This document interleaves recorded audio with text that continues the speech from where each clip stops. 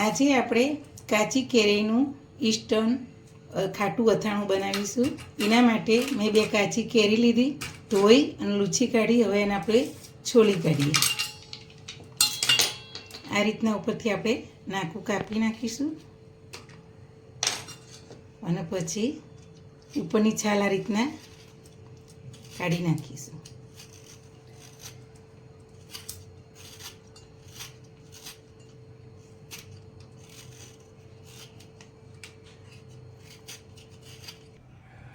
આપણે બંને કેરીની છાલ કાઢી નાખી. હવે એના આપણે ટુકડા કરી દઈએ.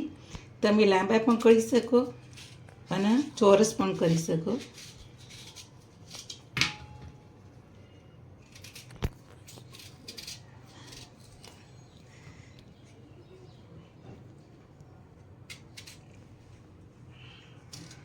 જો હવે આપણે આવા ટુકડા કરી દઈશું.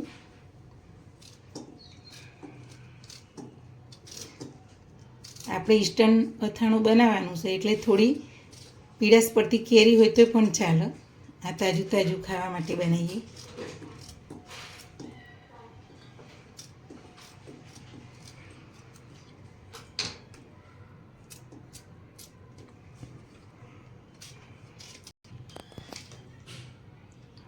આપણે હવે કટકા થઈ ગયા. હવે એની અંદર 1 ચમચી અને ઉપર થોડું નાખીશું, એટલે મોટી 1 ચમચી.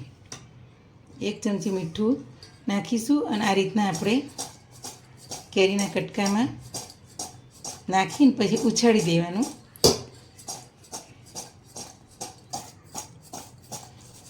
હવે આપણે આને 1 કલાક રહેવા દેવાનું. ત્યાં સુધી આપણે બીજો મસાલો કરી દઈએ. આપણે ગેસ ચાલુ કરી અને આવી રીતે વઘારી જ આપણે મૂકીશું. જાડા તળિયાવાળું છે એટલે આપણે 2 ચમચી જીરું લીધું છે, એટલે મોટા વાસણની જરૂર નથી. એટલે નાના વાસણમાં આપણે ધીમા તાપે શેકી લઈએ.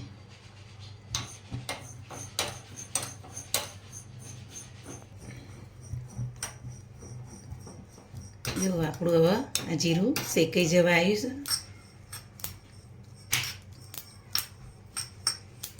છે. જો સરસ શેકાઈ ગયું. હવે આપણે એને કાઢી લઈએ. હવે આપણે એમાં ને એમાં 2 ચમચી વરિયાળી શેકી લઈશું.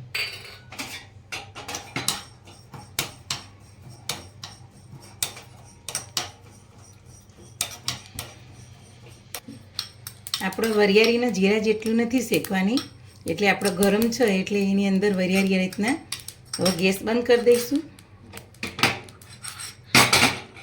જો સરસ શેકાઈ જાય. હવે કાઢી લઈએ. હવે આપણા કેરીના કટકાનો કલાક થઈ ગયો. જો કલાક થઈ ગયો અને પાણી છૂટું પડી ગયું. હવે આપણે આમાં કાઢી લઈશું. જો ગળણીની અંદર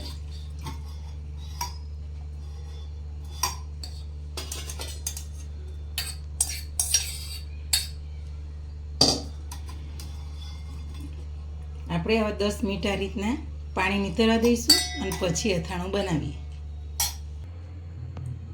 હવે આપણે 10 મિનિટ થઈ ગઈ કટકા. જો પાણી બધું નીકળી ગયું. આ પાણી આપણે કાઢી નાખીશું અને આ કટકા આપણે તપેલીમાં લઈ લઈશું. હવે આપણે એનો વઘાર કરીશું. આપણે ગેસ ચાલુ કર્યો, એમાં આપણે આવું વઘારી મૂક્યું.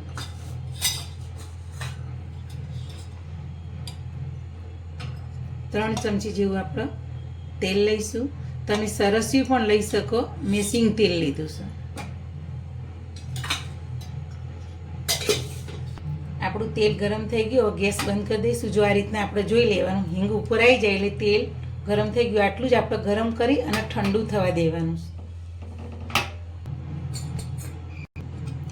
આપણે 1 ચમચી જેટલું કાશ્મીરી મરચું નાખીશું અને 1 ચમચી જેટલું લાલ તીખું મરચું નાખીશું. મોટી 1 ચમચી. 2 ચમચી આપણે જે શેકેલી વરિયાળી બનાવી એ જ આપણે નાખવાની. 2 ચમચી જેટલી વરિયાળી મેં લીધેલી છે એ નાખીશું. 2 ચમચી શેકેલું જીરું નાખીશું. 1 ચમચી નાની આપણે રાઈના પૂરિયા નાખવાના. 1 ચમચી જેટલી આપણે હળદર નાખીશું. અડધી ચમચી જેટલી આપણે હિંગ નાખીશું. હવે આપણું તેલ ઠંડુ થઈ ગયું. નવશેકું રાખવાનું, બહુ ગરમ નહીં અને બહુ ઠંડુ નહીં. હવે આપણે અંદર રેડી દઈએ. આપણા ઇન્સ્ટન્ટ અથાણું છે એટલે બધું તાજું તાજું જ અંદર નાખી અને મિક્સ કરવાનું.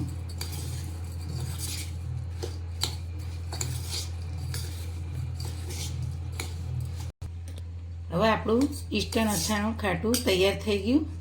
હવે આપણે વાટકીની અંદર કાઢી લઈશું.